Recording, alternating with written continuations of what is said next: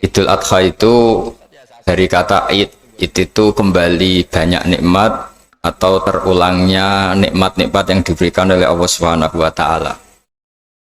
Kemudian Al-Adha ini banyak yang mengatakan terkait dengan ibadah penyembelihan kurban, disebut Idul Adha atau Idul Kurban.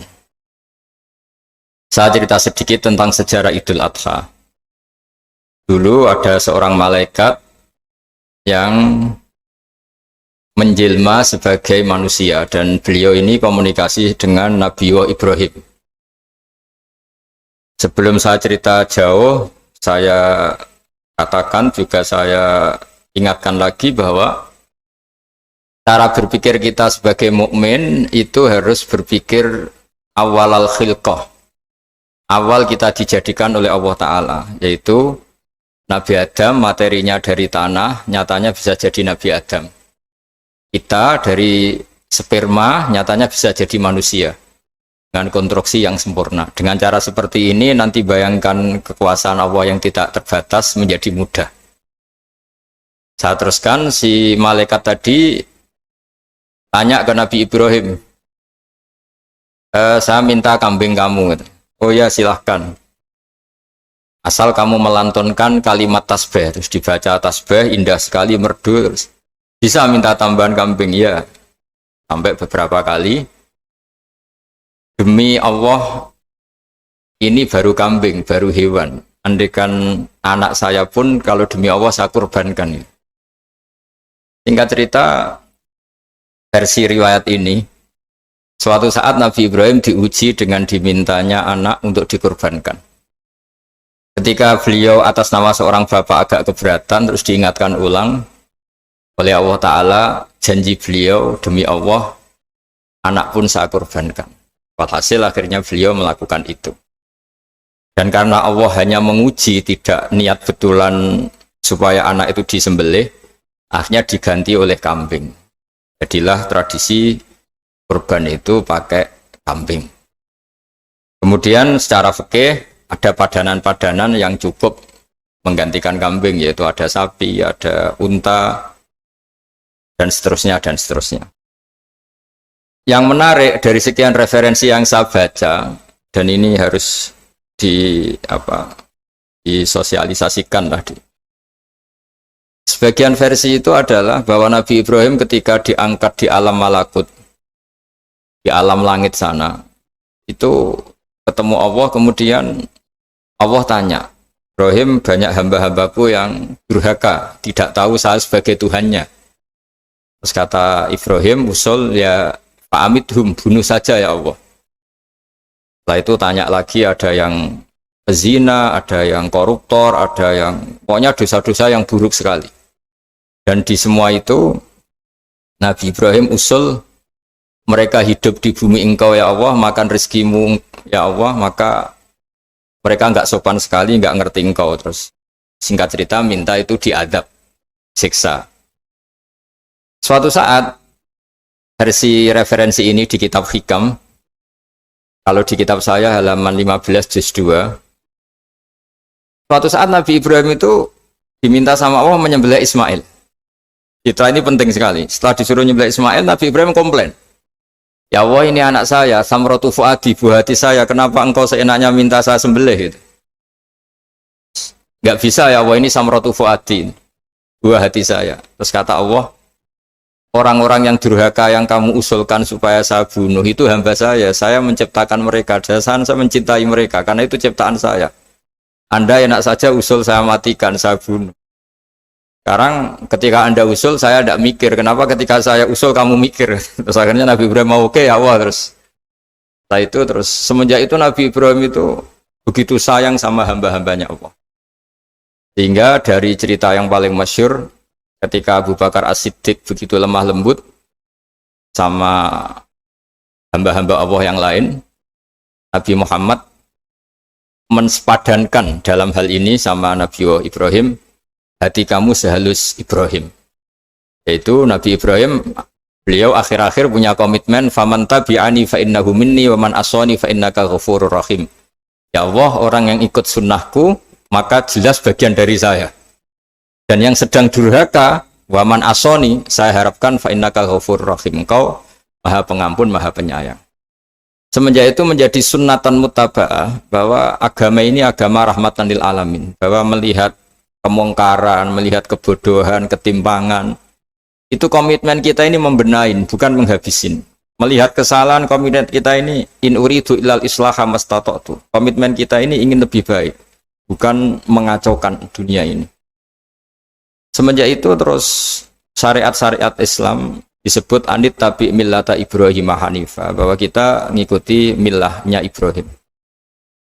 Sebab itu kemudian setelah ini menjadi sunnatan mutaba'ah, bahkan banyak ulama yang berpendapat ketika Rasulullah SAW Mi'raj, itu dari sekian Nabi Ulul Azmi yang nggak ketemu itu Nabi Nuh.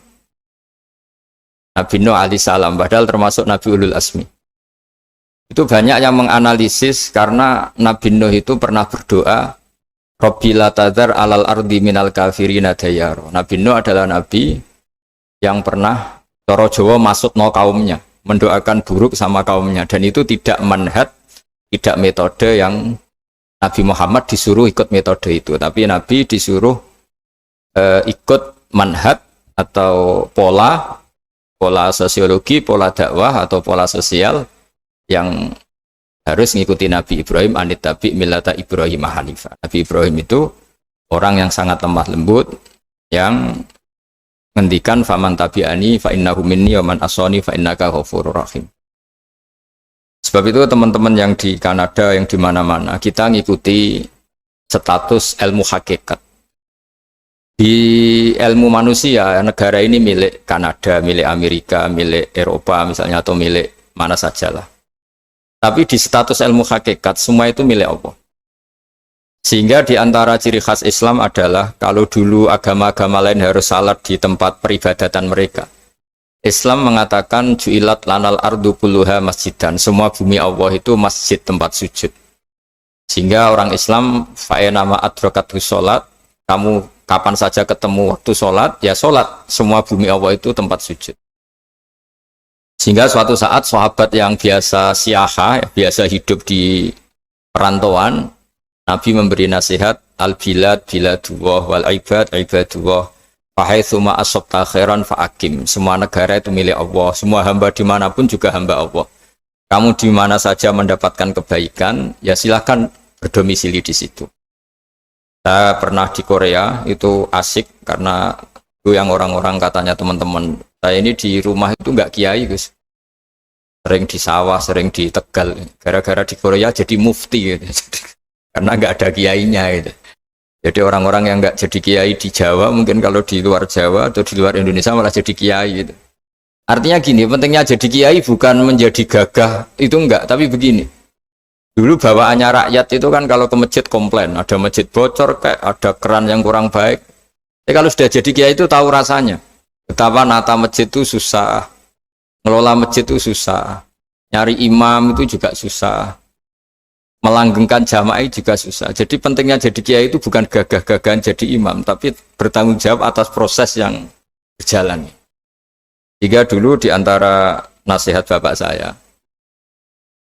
bapak itu termasuk orang yang nggak suka sama orang tawadhu, orang yang sopan. Dulu saya juga iskal itu janggal. Kata bapak, wong tawadhu itu apik, orang sopan itu baik. Tapi biasanya itu cara orang menghindari tanggung jawab. Disuruh jadi kiai nggak mau. Tapi kalau ada kiai salah komplain itu. Disuruh jadi menteri nggak mau, kalau ada menteri salah komplain itu. Disuruh jadi apa nggak mau. Kesannya tawadhu, tapi sebenarnya hanya menghindari tanggung jawab. Disuruh pidato nggak mau, disuruh jadi MC nggak mau. Tapi kalau ada orang salah komplain. Jika kata bapak tawaduk itu baik, asal tawaduk betul. Tapi kebanyakan nggak, tawaduk itu menghindari tanggung jawab sambil cari salahnya orang lain. Nah ini yang tawaduk yang akhirnya kurang baik. Nah teruskan, jadi Nabi Ibrahim ini panutan yang luar biasa. Beliau adalah orang yang alami sekian proses sosial, yang akhirnya diakui sebagai Khalilur Rahman, orang yang sangat dicintai Allah Ta'ala. Di antara sebab dicintainya Nabi Ibrahim adalah seperti yang dialami Nabi Adam. Nabi Adam ketika turun di bumi, itu keresahan pertama itu bukan karena kurang makanan atau kurang minuman, itu enggak. Beliau turun di bumi, mendapati bangsa yang lain, kalau dalam kitab disebut Banul Jan. Itu dia janggalnya Masya Allah. Ini orang makhluk-makhluk ini kok tidak kenal sama Allah yang menciptakannya.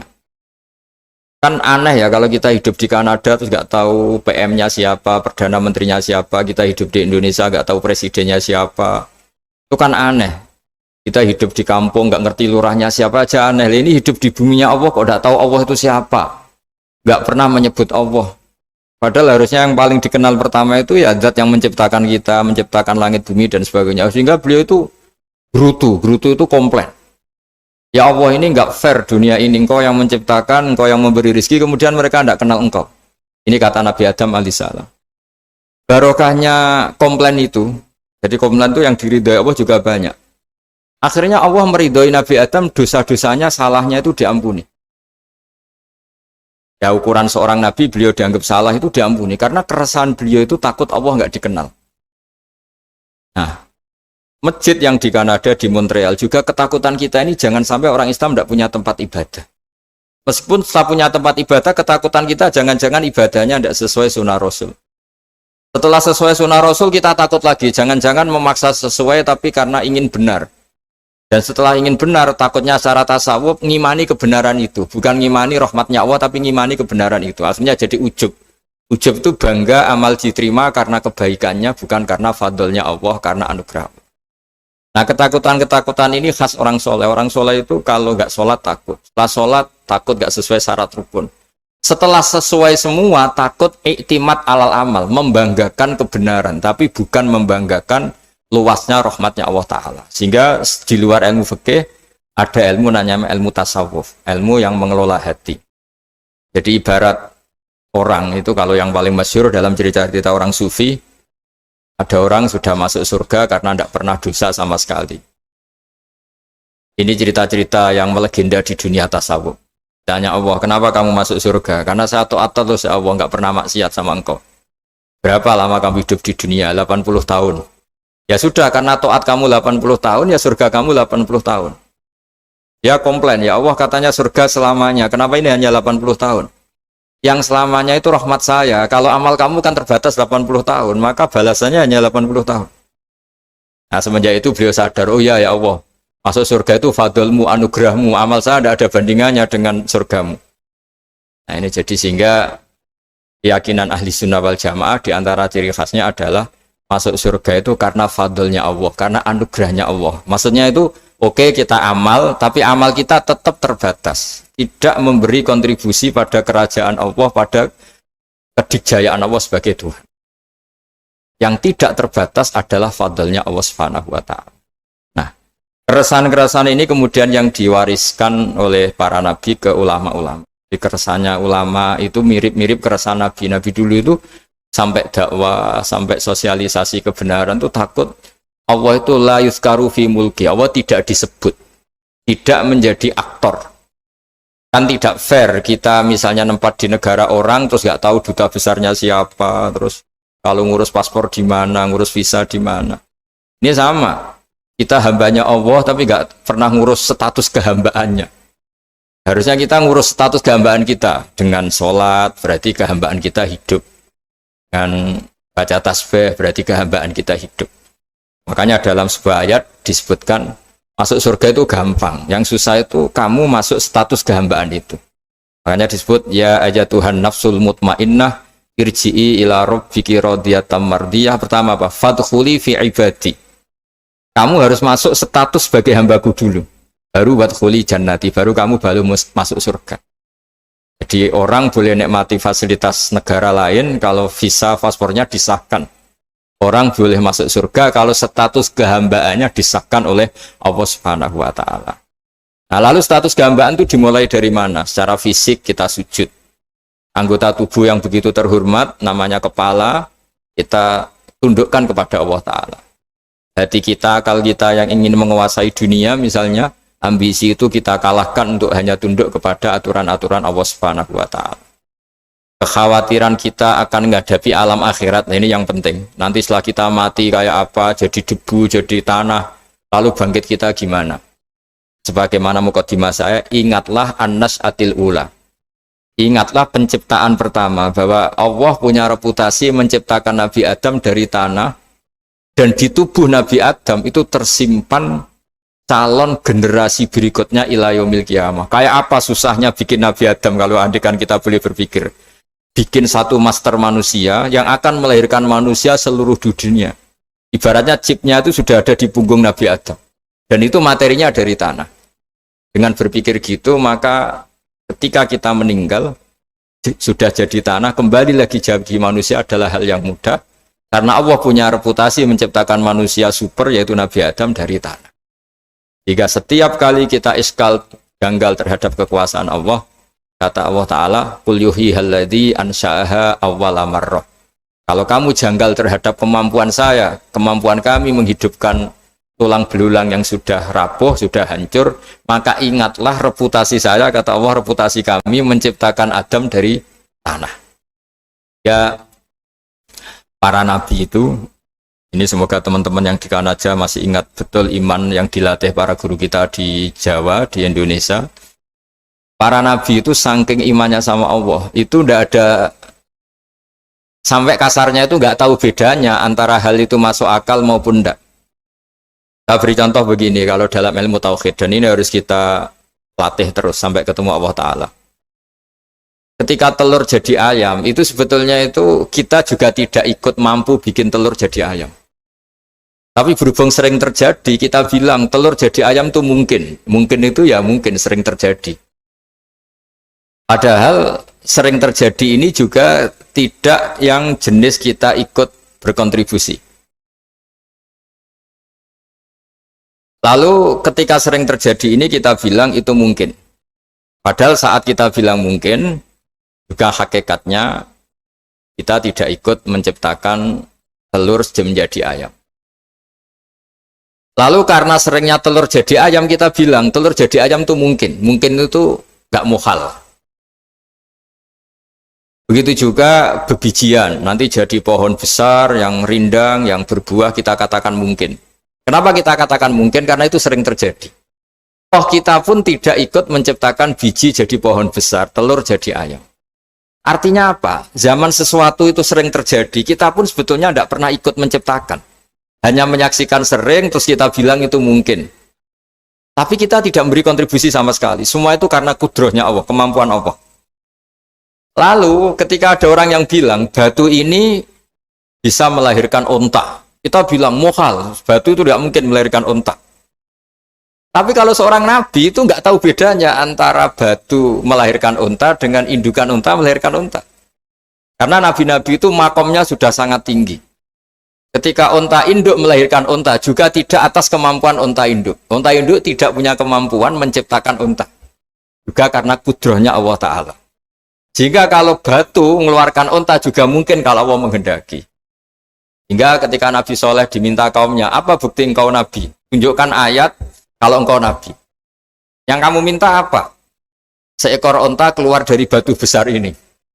Nabi Soleh dengan entengnya berdoa sama Allah dan keluarlah unta keluar dari batu. Nah itu makom yang paling tinggi. Makom paling tinggi itu kita mendudukkan Allah sebagai zat yang tidak terbatas kudrohnya. Hingga para nabi itu terus punya mukjizat. Nah, mukjizat itu mengingatkan ulang bahwa Allah itu tidak terbatas kemampuannya.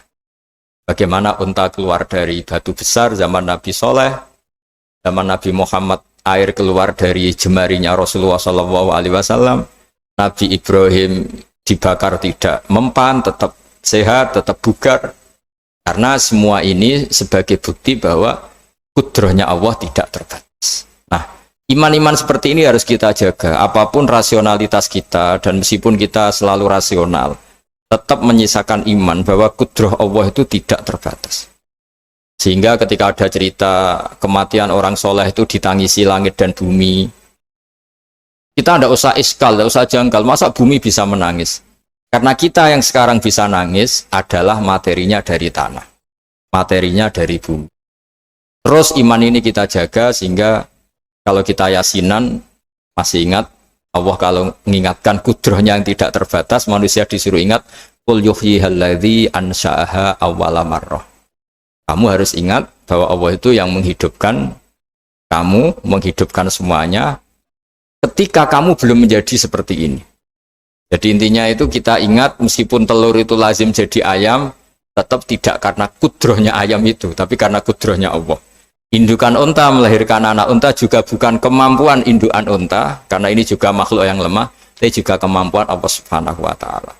Jika dengan demikian kita termasuk hamba Allah sesuai target yang diingatkan Allah. Falamma tabayyana lahu qala a'lamu annallaha ala kulli syai'in qadir. Hamba Allah yang baik adalah hamba ketika menyaksikan fenomena apapun, semua itu li ta'lamu annallaha ala kulli syai'in qadir wa annallaha qad ahata bi kulli syai'in ilma. Apapun di alam raya ini, semuanya itu bukti bahwa Allah ala kulli syai'in qadir, Allah kuasa dan Allah meliputi semua makhluknya dalam pandangannya, dalam pantauannya. Jadi saya mohon teman-teman yang di Montreal, yang di Kanada, juga di manapun harus ingat status hakikat bahwa al-bilad biladullah wal ibad ibadullah fahaitsu ma asabta khairan fa'akim. Negara hakikatnya milik Allah, semua hamba juga milik Allah. Di mana saja kamu berada dan menemukan kebaikan, silahkan hidup di situ. Tentu dengan sosialisasi yang baik, baik dengan non-muslim maupun dengan muslim. Karena Allah mengajarkan wa qulu linnasi husna. Ajaran Islam adalah rahmatan lil alamin, rahmat bagi semua. Tentu tidak henti-hentinya kita menjelaskan kebenaran yang diinginkan oleh Allah Subhanahu wa Ta'ala. Saya kira demikian karena juga ini di sini sudah malam. Jadi saya mohon maaf mungkin tidak bisa ikuti tanya jawab karena di sini sudah malam, apalagi tadi habis takziah saya karena ya ada mas saya yang sudah sepuh sekali wafat, terus tadi barusan datang, jadi mohon maaf tidak mengikuti acara mulai pertama. Tapi saya mohon ayat-ayat Quran yang saya terangkan tadi bahwa untuk mensifati Allah kudrohnya tidak terbatas, ingatlah bahwa kita yang secerdas ini, yang sehebat ini, kita semua manusia yang cerdas begini, matanya bisa melihat, hatinya bisa merenung, otaknya bisa berpikir cerdas, itu dari materi tanah. Dan Allah mampu. Allah bisa bikin orang miliatan gini dari satu orang manusia namanya Nabi Adam. Kayak apa susahnya bikin konstruksi Nabi Adam kalau boleh dibahasakan. Dan itu Allah punya reputasi mampu. Dengan cara seperti itu kita akan gampang iman bahwa kita setelah meninggal dan menjadi tanah, ya sama seperti kita masih hidup. Zaman kita hidup ya tidak tahu cara kerja jantung kita, nafas kita, uratnya gimana, terus sistem tubuh. Meskipun ilmu medis ngerti mengurai itu, tapi tetap saja hanya ngerti, tidak menciptakan. Yang menggerakkan jantung, organ tubuh kita tetap Allah Subhanahu wa Ta'ala. Dia yang Al-Fa'ilul Mukhtar, dia yang semuanya mengendalikan kita. Artinya zaman kita hidup pun sebenarnya kita yang tidak mengendalikan kita. Nafas kita ya dalam kendali Allah, ikhtiar kita dalam kendali Allah. Sama setelah kita mati juga dalam kendali Allah. Ya guru-guru kita semuanya melatih inna sholati wa nusuki wa mahyaya wa mamati lillahi rabbil alamin. Hakikat ibadah kita, hakikat hidup kita, hakikat mati kita, semuanya tidak dalam kendali kita. Semua itu dalam kendali Allah Ta'ala. Dengan demikian terus kita insya Allah ingin jadi hambanya dulu. Baru setelah jadi hambanya, baru sah menjadi ahli penghuni surganya. Wadkhuli fi ibadi, baru wadkhuli jannati. Masuklah berstatus sebagai hambaku, baru engkau kalian semua layak menjadi penghuni surgaku. Mohon maaf atas semua kesalahan. Billahi taufik. Wassalamualaikum warahmatullahi wabarakatuh.